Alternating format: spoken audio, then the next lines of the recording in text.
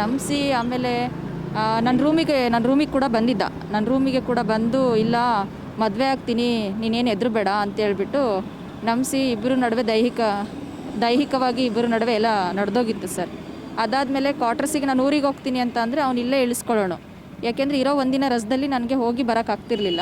ಹಾಗಾಗಿ ಇಲ್ಲೇ ಕ್ವಾರ್ಟರ್ಸಿಗೆ ಕರ್ಸ್ಕೊಂಡು ಹೋಗೋನು. ಒಂದು ಬಸವೇಶ್ವರ ನಗರದಲ್ಲಿ ಕ್ವಾರ್ಟರ್ಸ್ ಇದೆ, ಪೊಲೀಸ್ ಕ್ವಾರ್ಟರ್ಸು. ಅಲ್ಲಿಗೆ ನನಗೆ ಕರ್ಸೋನು. ಅಲ್ಲಿಗೆ ಮದುವೆ ಆಗ್ತೀವಲ್ಲ ಯಾಕೆ ಹೆದರಬೇಕು ಅಂತೇಳಿ ಎಲ್ಲರ ನಡುವೆನೂ ರಾಜಾರೋಷವಾಗಿ ನನಗೆ ಕ್ವಾರ್ಟರ್ಸಿಗೆ ಕರ್ಕೊಂಡು ಹೋಗೋನು ಸರ್. ನೈಟ್ ಕರ್ಕೊಂಡು ಹೋಗೋನು. ತಿರುಗ್ದ ಮಾರನೇ ದಿನ ನೈಟ್ ನನಗೆ ಬಸ್ ಹತ್ಸೋನು ಅವನೇ. ಆಮೇಲೆ ಬೇಡ ವರುಣ್, ಮದುವೆ ಆಗೋಕ್ಕಿಂತ ಮುಂಚೆ ಎಲ್ಲ ಏನು ಅಂತಂದರೆ ನಿನಗೆ ನಂಬಿಕೆ ಇಲ್ವಾ, ನಾನು ಕ್ವಾರ್ಟರ್ಸಿಗೆ ರಾಜಾರೋಷವಾಗಿ ಕರ್ಕೊಂಡು ಬಂದಿದ್ದೀನಿ ಅಂದಮೇಲೆ ನಾನು ಇನ್ನೊಂದು ಮದುವೆ ಆಗ್ತೀನಿ ಅಂತೇಳ್ಬಿಟ್ಟು ಅಲ್ಲೂ ಕೂಡ ಇಬ್ಬರು ದೈಹಿಕವಾಗಿ ಇಬ್ಬರು ಕೂಡ ಸೇರಿದ್ದೀವಿ. ಆಮೇಲೆ ಅವ್ರ ಅಪ್ಪ ಅಮ್ಮಗೂ ಕೂಡ, ಅವ್ರ ಅಪ್ಪನ ಹೆಸರು ನಾಗರಾಜ್ ಅಂತೇಳಿ, ಅವ್ರ ಅಪ್ಪ ಅಮ್ಮ ಕೂಡ ಮೀಟ್ ಮಾಡಿಸಿ ಮದುವೆ ಮಾಡ್ಕೊಳ್ತೀನಿ ಅಂತ ಹೇಳಿ ಹೋಟೆಲಿಗೆಲ್ಲ ಕರ್ಕೊಂಡು ಹೋಗಿದ್ದಾನೆ ಸರ್. ಹೋಟೆಲಲ್ಲೆಲ್ಲ ಪರಿಚಯ ಮಾಡಿಸಿ ಇಬ್ಬರು ಫ್ಯಾಮಿಲಿಯೆಲ್ಲ ಕೂತ್ಕೊಂಡು ಜೊತೇಲಿ ಊಟ ಮಾಡಿದ್ದೀವಿ, ಎಲ್ಲ ಆಗಿದೆ.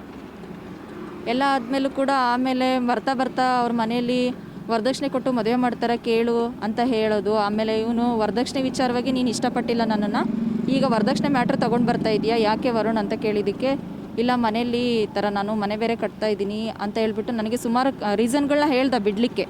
ಅದು ಯಾವುದಕ್ಕೂ ನಾನು ಒಪ್ಪದೇ ಇದ್ದ ಪರಿಸ್ಥಿತಿಲಿ ಇಲ್ಲ ನಾನು ಮದುವೆ ಆಗೋಕ್ಕಾಗಲ್ಲ,